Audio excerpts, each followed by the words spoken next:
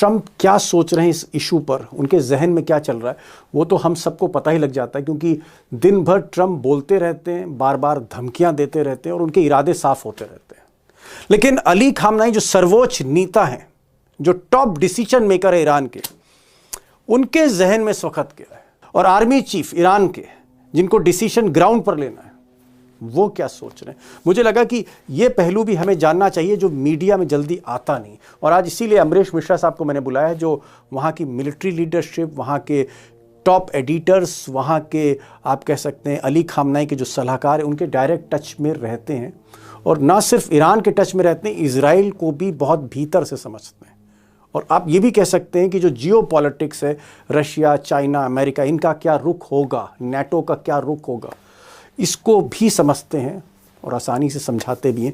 मेरी बात आपने सुन ली, मिश्रा जी को भी सुन लेते हैं।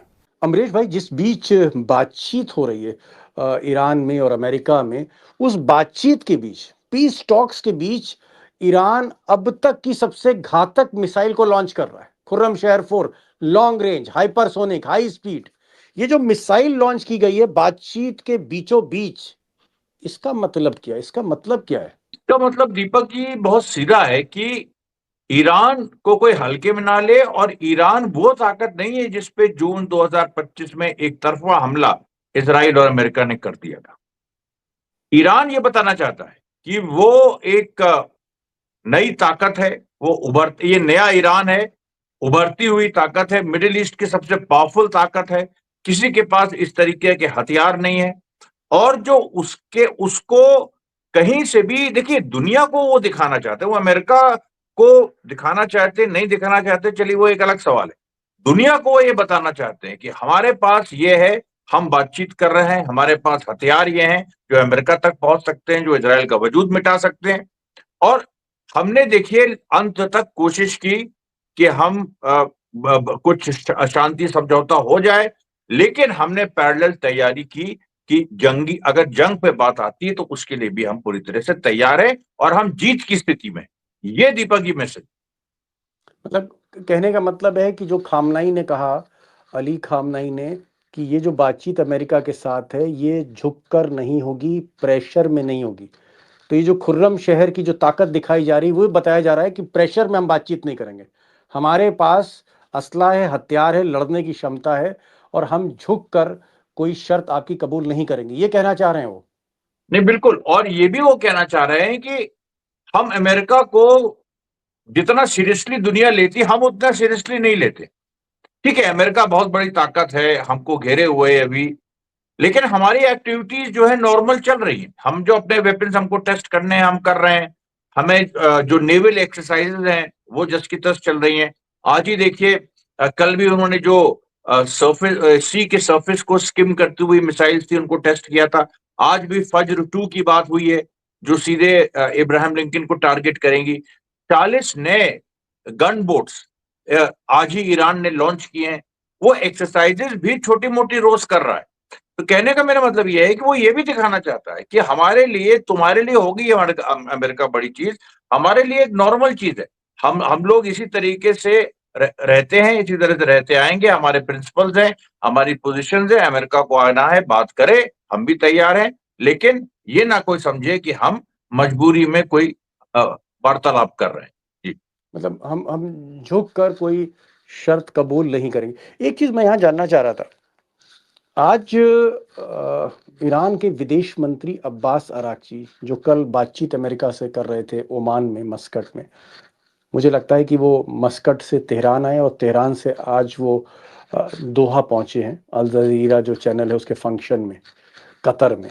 और वहाँ उन्होंने कहा है कि चाहे कुछ हो जाए, ये तो नहीं कहा कि कयामत आ जाए, लेकिन उनका कि चाहे कुछ हो जाए, कोई भी शर्त हमारे आगे रखी जाए, लेकिन हम फिलिस्तीन के मुद्दे से पीछे नहीं हटेंगे, क्योंकि ईरान के लिए फिलिस्तीन ही सेंट्रल आइडिया है।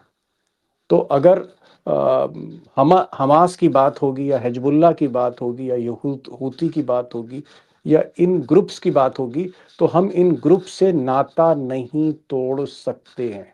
हमें जंग कबूल है, लेकिन फिलिस्तीन के मुद्दे पर झुकना कबूल नहीं। ये क्या दिखाता है कि क्या आपको ऐसा लगता है कि ईरान ने जो पोजीशन पहले ले रखी थी अब ले रखी है, चाहे ट्रम्प जितना प्रेशर डाल दें, इससे पीछे ईरान नहीं हटेगा? देखिए, पैलेस्टाइन के बारे में उन्होंने साफ कहा भी है, अंग्रेजी का एक फ्रेज भी है कि Palestine is the moral compass of middle east, यानी वो नैतिक धुरी है जिसके चारों तरफ मिडिल ईस्ट घूम रहा है। और इससे देखिए, इतना ये इस मौके पे अब्बास अराक्ची का ये कहना, क्योंकि देखिए फिलिस्तीन में एक कॉम्प्लिकेटेड बात है, इसको दर्शकों को समझना जरूरी है। फिलिस्तीन के साथ ईरान खड़ा है, ये पूरी दुनिया जानती है, लेकिन फिलिस्तीन के साथ अरब मुल्क भी हैं जो सिंपैथी दिखाते हैं, हालांकि हथियार वगैरह ईरान से आते हैं। फिर भी एक हमेशा एक प्रोपेगेंडा चलता है, खासतौर पे अरब मीडिया की तरफ से ईरान के खिलाफ, कि जब ईरान का झगड़ा होता है अमेरिका और इजराइल से, कि देखिए ईरान अपने अपने हित के लिए कर रहा है, ये उसको अपने को बचाना है या सैंक्शन हटाना है। लेकिन ईरान ने बार बार ये कहा है, पिछली बार भी कहा था, इस बार उन्होंने और जोर देके कह दिया कि हमारा मुख्य मुद्दा फिलिस्तीन है, ईरान से भी महत्वपूर्ण फिलिस्तीन है। अब आप बताइए, ये इतनी बड़ी बात है कि जिससे, यही सब तो बातें हैं जिससे सऊदी अरेबिया डरता है, जिससे इजिप्ट डरता है, जिससे कतर डरता है कि अरे बाप रे बाप, हमारे यहाँ आके इन्होंने ये कह दिया, अब तो इन्हीं को जनता मानेगी कि फिलिस्तीन के जो एक रहनुमा है वो तो ईरान है, तो हम तो जा ही नहीं सकते खिलाफ। तो आप देखिए, मतलब ये फिलिस्तीन के उन्होंने लिए एक से कई आप ये निशान कह रहे हैं कई निशाने आप ये कह रहे साधे। हैं आप ये कह रहे हैं फिलिस्तीन के लिए ईरान किसी भी हद तक जा सकता है, ये हाँ, आप कहना चाह रहे हैं? ये कहना चाह रहे हैं। और आप ये सोचिए कि फिलिस्तीन एक अरब सुन्नी मुल्क है या मुल्क बनने वाला है। जी। अरब सुन्नी जो हुक्मरान है, उन्होंने कब ऐसी बात कही? कभी नहीं ओके। कही। उन्होंने जेनोसाइड का विरोध किया है, उन्होंने फिलिस्तीन का सवाल उठाया कि हाँ, फिलिस्तीन अलग राज्य बनना चाहिए। इजराइल से दोस्ती बहुत सारे लोगों ने नहीं की, हालांकि कुछ ने कर ली, इजिप्ट वगैरह ने, लेकिन सऊदी अरेबिया ने नहीं की। लेकिन ऐसी बात कहना कि वो नैतिक धुरी है और बिना उस मसले को हल हुए हम सोच भी नहीं सकते हैं कि हम जंग जंग ना हो इजराइल से या जी। अमेरिका से, ये इन्होंने बात ठीक है। कभी नहीं कही। जी। एक शिया मुल्क होके ईरान फिलिस्तीन जहाँ पर आप कह रहे हैं कि सुन्नी मुस्लिम्स हैं, उनको डिफेंड कर रहा है और ये कह रहा है, आज ऐलान किया है ईरान के विदेश मंत्री ने कि फिलिस्तीन ही हमारे लिए सेंट्रल आइडिया है, सेंट्रल कंपास है, इसी के इर्द गिर्द सारी हमारी राजनीति है और फिलिस्तीन के लिए हम जंग लड़ने के लिए तैयार, हम तबाह हो जाएंगे लेकिन हम फिलिस्तीन के मुद्दे से पीछे नहीं हटेंगे। अब ये इस तरह की बातें, क्या आपको लगता है कि अगर इतने स्ट्रॉन्ग स्टैंड है, अगर अगर ईरान टस से मस नहीं होना चाहता, मतलब बैलिस्टिक मिसाइल नहीं छोड़ेगा, लॉन्ग रेंज की मिसाइल का उत्पादन रहेगा, हमास को सपोर्ट मिलेगा, फिलिस्तीन के मुद्दा ही उसके लिए सबसे बड़ा मुद्दा है, अगर इस तरह के इश्यूज हैं ईरान के, तो अमरीश भाई ये जो बातचीत हो रही है इसका फिर मतलब क्या है? इसका मतलब कुछ मुझे तो मतलब फिर समझ नहीं आता। अगर इतना फंडामेंटल डिसएग्रीमेंट्स हैं दोनों के बीच में, अमेरिका कह रहा है कि नहीं सब बैलिस्टिक मिसाइल बंद करिए, वो कह रहा है कि चाहे कुछ हो जाए हम बैलिस्टिक मिसाइल का उत्पादन बंद नहीं करेंगे, वो कह रहा है कि भाई हमास को किनारे कर दीजिए, एक समझौता कर लीजिए, वो कह रहा है नहीं साहब हमास को हम नहीं छोड़ सकते।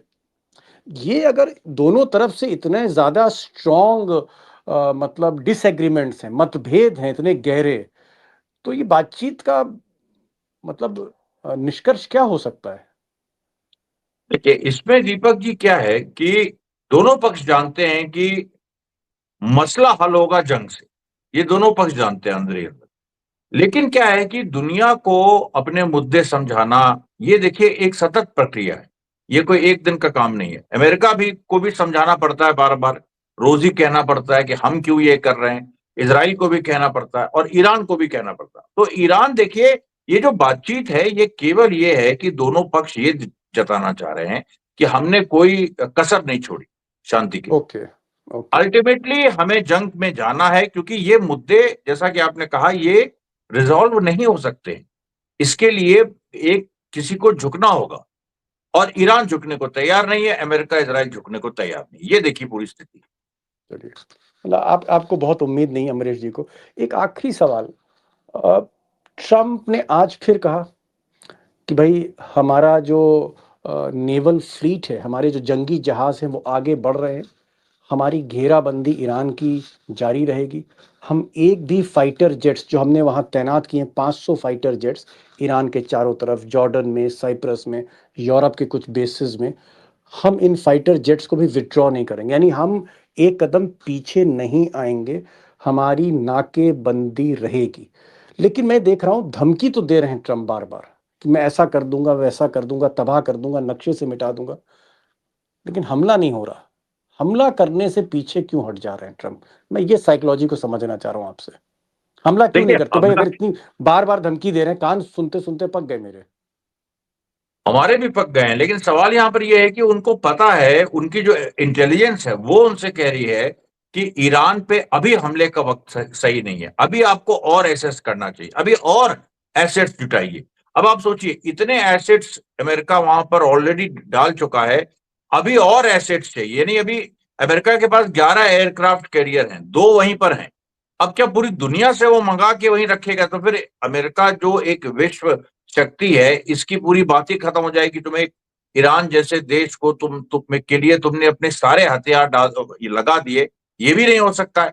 तो ट्रंप रास्ता ढूंढ रहा है कोई ऐसा कि जिससे कुछ वेनेजुला हो जाए, कुछ इराक हो जाए, लेकिन हर बार जो अ, एक तरह से जो सरमाएदार हैं या जो ताकतवर शासक वर्ग है दुनिया का, वो हर बार उसकी बात सही होगी ऐसा तो नहीं हो सकता ना।